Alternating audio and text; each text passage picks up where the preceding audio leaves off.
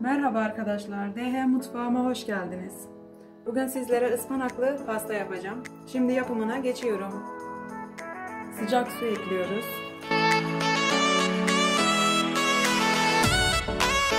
Bir dakika kadar bekletip alıyoruz.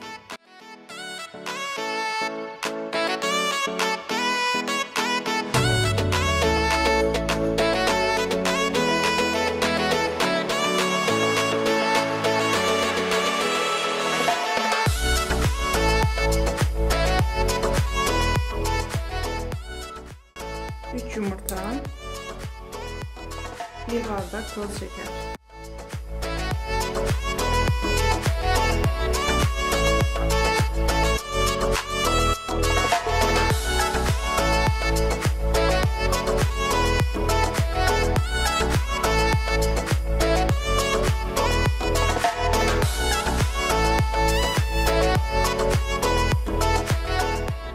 Bir bardak sıvı yağ. Bir bardak süt ve ıspanak püremizi ekliyoruz.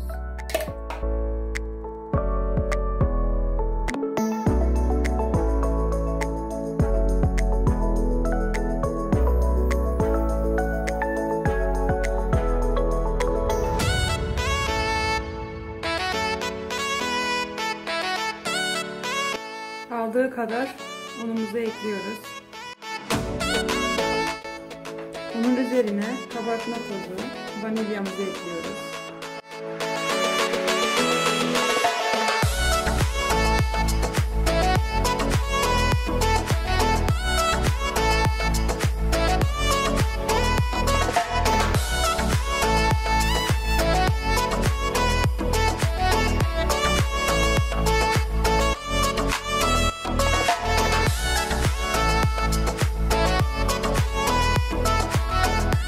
Önceden ısıtılmış 200 derece fırınıma atıyorum.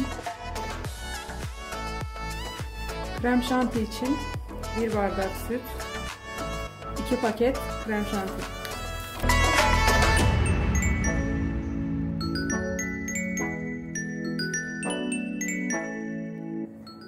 Dolaba atıyorum.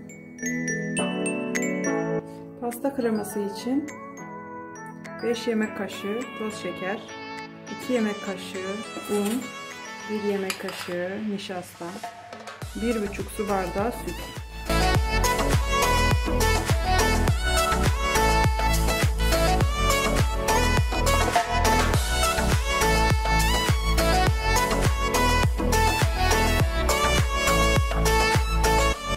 Ocakta kaynatıp soğumaya bırakıyorum.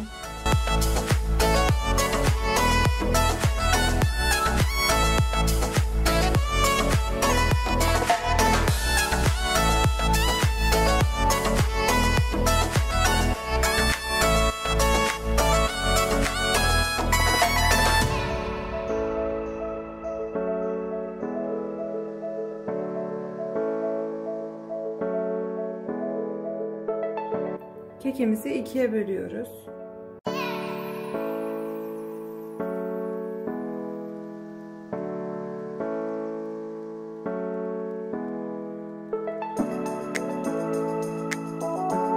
İkiye böldükten sonra hemen kaldırmayın. Bir ip yardımıyla ortasına da bakın.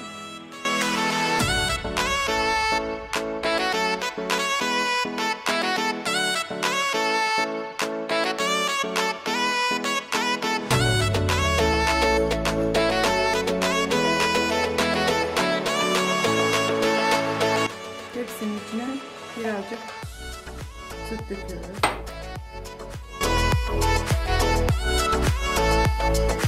Bir bölümünü tepsiye aldım. Sütle biraz ıslatıyoruz.